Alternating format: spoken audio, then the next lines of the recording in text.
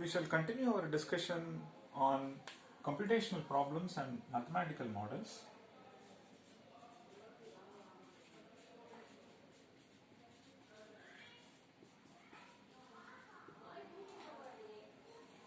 So a problem as such has got well-defined input and the expected output. There is a process that converts or maps the valid input to the desired output. The process we call it as an algorithm. And the associated computing device could be a computer, and due to which we say this one is a computational problem.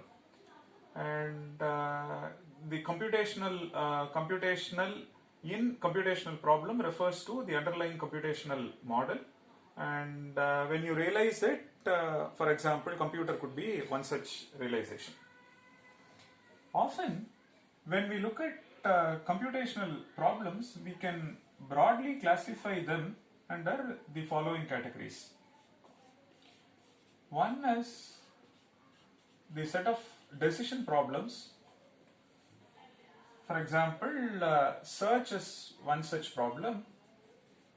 It is decision, so which means output is yes or no. Given an integer array and an element x to be searched, you ask a question, does x belong to A or not? And the answer is yes or no. So such problems are falling into this category. And the other type of problems are the class of optimization problems. So wherein you are interested in minimizing something, optimum, you are trying to minimize some parameter of interest or maximize some parameter of interest. If it is a minimum spanning tree problem, then you are interested in minimizing the total weight. And if it is say maximum matching problem, you are interested in maximizing the parameter of interest.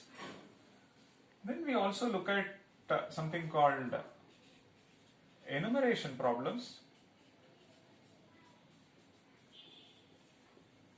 For example, given a weighted graph, list all possible spanning trees, list all possible min weight spanning trees, and given two sets A and B, and list all possible onto functions between them.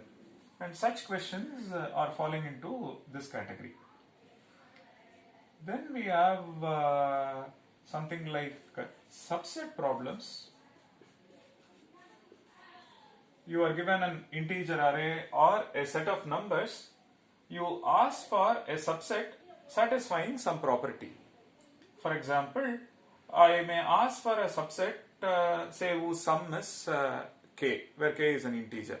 This problem is called subset sum problem. Or you may ask for a set satisfying some specific property, say vertex cover or a click or an independent set, and so on.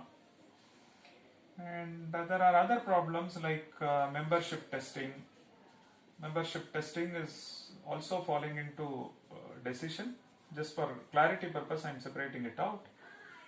And many more. So the idea is, so we don't look at problems in specific, meaning vertex cover or independent set and so on. Instead, we group them all into one equivalence class called subset problems. And using mathematical models, we understand the behavior of subset problems. That's the beauty. The mathematical model brings abstraction. So when you bring abstraction, we should understand the computational problems from a larger perspective. And so which means this is like a big umbrella. Under this, you see that one equivalence class is set of decision problems, another equivalence class is set of optimization problems, and so on. So we group them following some pattern. So the problems that are falling into this category have some similarity. Problems that are falling into this category, they have some similarity. Now all that I need to work on or I need to focus on is how will my model, mathematical model, behave if a problem from this set is given? Meaning, what is the behavior of mathematical model for subset problems? The behavior of mathematical model for enumeration problems. Rather than focusing on how will my model behave for the problem listing all onto functions, for the problem listing all spanning trees, instead we focus on the larger class, which is the set of enumeration problems. In fact, it is enough. It is enough to understand mathematical model for one enumeration problem. With that, one can understand with respect to other problems as well.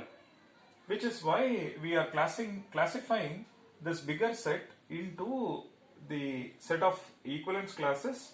Subsequently, we will focus on the behavior of mathematical model for each of them. So as mentioned, mathematical models brings in abstraction. With abstraction, we can understand the problems better. Okay. So as part of this course, we shall be discussing the following mathematical models, which are in some sense an extension of what has been discussed as part of automata theory course. So we will be discussing something called finite automaton, and followed by, say, push down automaton, followed by linear bounded automaton, Turing machine. Then we shall look at random access machine. So we shall see the nature of each of this machine, how do they behave. With that, one can identify the expressive power of each of this machine, and in the process we will also understand the limitation of each of this. Let's look at finite automaton, and it has got two types: deterministic finite automaton and non-deterministic finite automaton. So this mathematical model is a simple model. It has got a read head. This is basically our processing unit. Using this, one can process the input. So input tape is divided into cells. Each cell can store a bit. It could be 0, or it could be 1, or it could be a special symbol B. It depends on the underlying representation. Suppose you are going to work with base R, then each cell can store 0 or 1, so on up to R minus 1, followed by one special symbol called B. And the behavior of the machine is, on reading an input, it can move exactly one cell right. So what all it can do on read, the machine can move exactly one cell right. And it cannot write anything on the tape. No write on the input tape. Similarly, no left movement.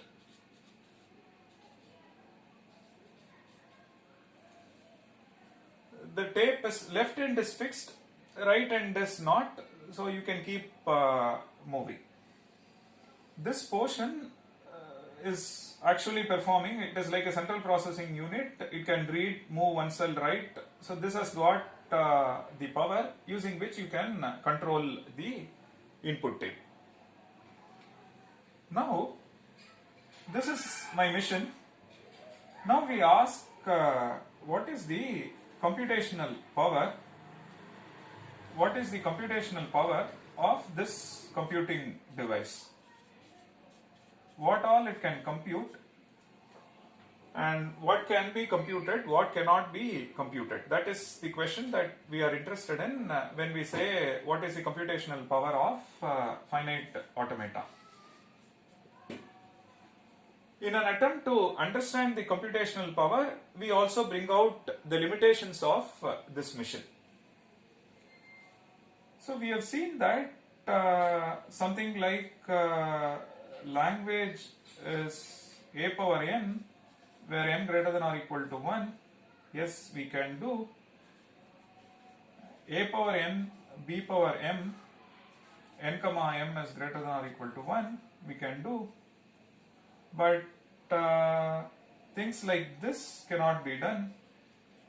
A power n, b power n, where n greater than or equal to 1.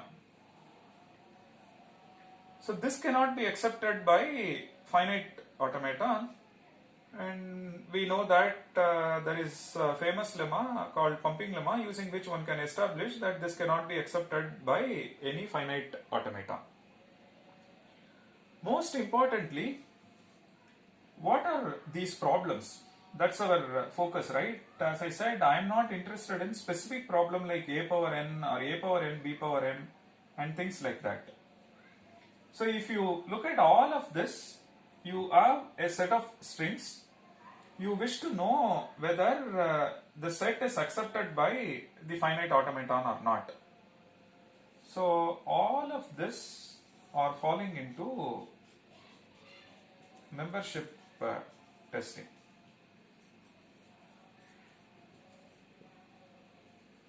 So meaning, what is that we ask for? We ask, does there exist a finite automaton accepting the strings a square, a cube and so on. So does there exist a finite automaton such that a belongs to the finite automaton m, a square belongs to m, and like that you, for any n, you see that a power n belongs to this. So that's like, is this member part of the language accepted by this mission? And technically speaking, I should write L of m, but anyway, it's clear. So then I ask, is a square belongs to the language accepted by the mission? And is a power n for any n belongs to the language accepted by the mission? So we are only checking whether this member is present, this member is present, this member is present. So all this is falling into membership testing. So similarly, we ask, is AB, a square B, a power 10, b power 7. So whether such a string belongs to the language accepted by the finite automaton or not. Or rather, given a set of strings of this type, can one construct an automaton such that each of this is accepted by the automaton? And it turns out that for some of them answer is yes, for the rest it is no.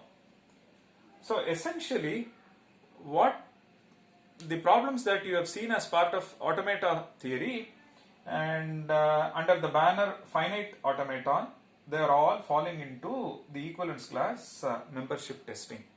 So I am not getting into the specifics, meaning problem like a power n, b power m. I am saying look at it from a larger picture.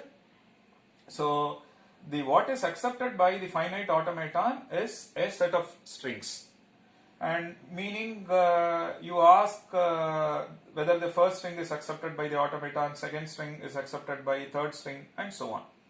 So equivalently, this problem constructing a finite automaton whose language is precisely this set is equivalent to saying we are asking whether the first string is accepted by the mission, second string is accepted by the mission, and so on. That's precisely membership testing.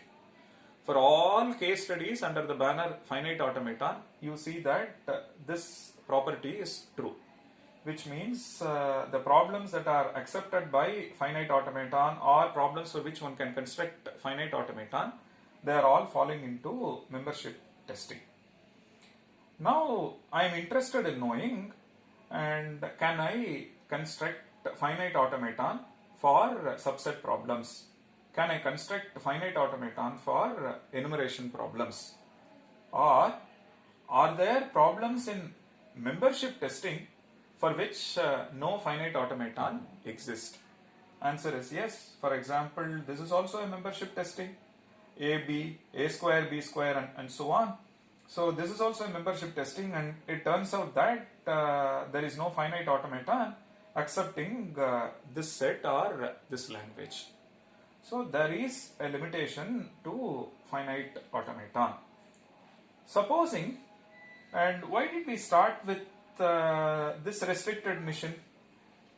Please note, what we have is an input tape with a restriction on how the input is represented, and similarly the processing mission also has a restriction that it cannot write on the tape and it cannot move left. Suppose you are able to solve all of this, which means with minimal feature we were able to achieve what is required, and that shows how powerful this mission is.